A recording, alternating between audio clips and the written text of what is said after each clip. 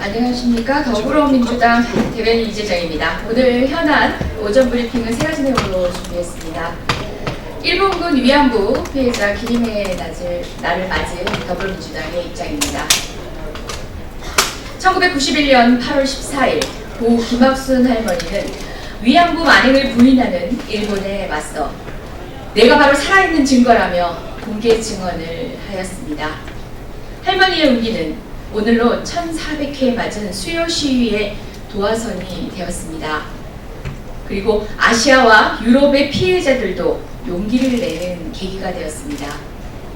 지난해 문재인 정부가 김학순 할머니의 첫 증언의 용기를 기려 국가기념일로 지정한 이래 두 번째로 맞는 일본군 위안부 피해자 기림의 날입니다.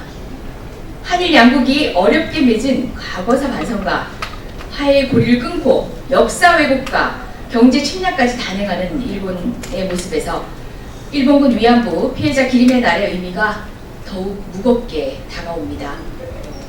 일본군 위안부 문제는 사과받지 못한 한국과 일말의 부끄러움조차 모르는 일본 간의 문제만은 아닙니다. 국가 권력에 의한 성폭력이자 전쟁 범죄이며 이는 세계 보편적 인권의 문제이기도 합니다. 국제사회가 일본 정부의 태도를 비판하고 오스트레일리아, 영국, 대만 등 10여 개국의 시민들이 위안부 기림을 위해서 연대하고 있는 것도 바로 이 때문입니다. 또 그런 일을 당하지 않으려면 금싸라기 같은 청년들이 다치지 않으려면 우리 문제를 널리 알려야 한다며 용기와 집념으로 위안부 문제를 알려온 피해자 할머니들은 이제 20분만 남으셨습니다. 일본 정부는 피해자 할머니들의 별세 후에는 직접 사죄할 반성의 기회뿐만 아니라 평화와 인권, 정의에 대해 말할 자격도 영원히 사라진다는 사실 명심해야 할 것입니다. 두 번째로 만든 일본군 위안부 피해자 기림의 날을 다시 한번 기리며 더불어민주당은 일본 정부의 반인도적 범죄 인정과 공식 사죄, 역사교육, 법적 배상이 이어져 세계 평화를 향한 발걸음이 시작될 수 있도록 최선의 노력을 다할 것입니다. 황교안 대표와 자유한국당은 일제 침략에 항거한 임시정부의 법통을 이어온 오늘날의 헌법 앞에 스스로를 돌아보는 것이 먼저이다. 오늘 장관 후보자들에 대한 인사청문 요청서가 국회에 제출될 예정입니다. 이런 가운데 조국 법무부 장관 후보자에 대한 자유한국당의 공세가 인사검증 본연의 역할을 넘어 해묵은 색깔론까지 들먹이며 정치 공세로 가열되고 있습니다. 특히 황교안 자유한국당 대표는 조국 후보자가 국가전복을 꿈꾸는 조직에 몸담았던 부적격자라면서 조 후보자의 국가보안법 위반 전력을 문제 삼고 나섰습니다. 그러나 군사정권 당시에 민주화운동 가담이사 상당수가 국가보안법으로 처벌받았던 전례가 있습니다. 특히 산호맹 사건 역시 당시 재판 과정에서 공안 당국의 혹독한 고문과 조작 사실이 폭로되었고 이로 인하여 1994년 국제 엠네스티는 보고서를 통하여 산호맹 관련자를 양심수로 선정하기도 했습니다.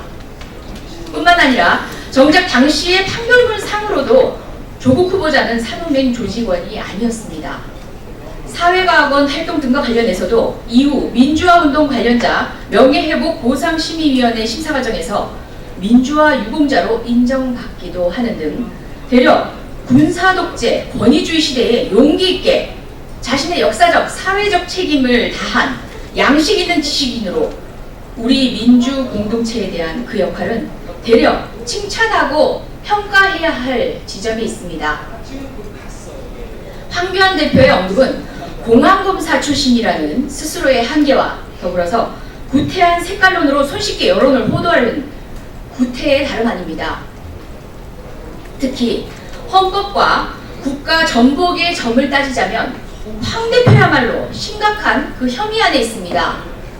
얼마 전 군을 방문하여 군과 정부는 입장이 달라야 한다며 내란을 선동하는 취지의 발언 빼놓을 수가 없습니다. 무엇보다 박근혜 정권 탄핵 전국에서 황 대표가 권한 대행이던 당시 국군 기무사가 박근혜 전 대통령의 탄핵 기각 시 위수령, 계엄령을 선포하며 그 구체적 실행 계획을 담아 문서가 기획 작성된 부분은 역시 황 대표의 연루 여부 규명되지 않았습니다. 그렇지 않다 할지라도 최소한 그 정치적 책임에 대한 스스로의 입장 표명이 필요한 지점입니다. 특히 해당 문서 안에는 국회가 위수령 무효 법안을 가결하더라도 대통령이 거부권을 행사하며 끌어야 한다는 그런 기술까지 있습니다. 이는 당시 대통령 권한대행이었던 황 대표 역할에 의혹이 짙어지는 대목입니다.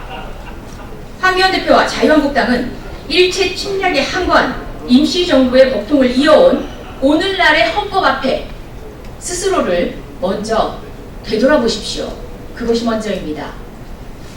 해묵은 색깔론으로 정쟁에 천착하는 행태를 즉각 중단하십시오. 국민의 눈높이에서 국회의 인사검증에 성실하고 합리적으로 그 역할을 다하십시오. 마지막입니다. 오늘 안타까운 사고 소식도 전해졌습니다. 속초 공사 현장에 탑승기 추락사고 사망한 고인께 명복을 비는 짧은 메시지 준비했습니다. 속초 공사 현장 탑승기 추락사고로 사망하신 고인의 명복을 빌며 부상자 회복에도 만전을 기하길 바란다. 오늘 오전 강릉 속초 소재 아파트 공사 현장에서 근로자들이 탑승한 엘리베이터가 추락하여 3명이 숨지고 여러분이 중태에 빠지는 안타까운 사고가 발생했습니다. 불의의 사고로 안타깝게 목숨을 잃은 분들의 명복을 빌며 유가족들께도 안타까운 위로의 말씀을 전합니다. 또한 중태로 알려진 부상자들이 조속히 회복될 수 있도록 각별한 조치 당부드립니다. 아울러 신고 이후 바로 출동한 소방당국은 30여 명의 구조 인력과 장비를 투입해 구조 작업을 벌이고 있다고 하니 더 이상 사상자가 나오지 않도록 그 조치에도 만전을 기해 주시기를 거듭 당부드립니다. 관계당국은 혹시라도 안전상의 소홀함이 없었는지 관리 감독 등에 대한 위법한 사항은 없었는지 철저히 조사해야 할 것입니다. 국민의 생명과 직결된 안전에는 한 치의 소홀함도 있어서는 안 됩니다. 다시 한번 부인의 명복을 빕니다. 이상입니다. 죄송하지만 두 번째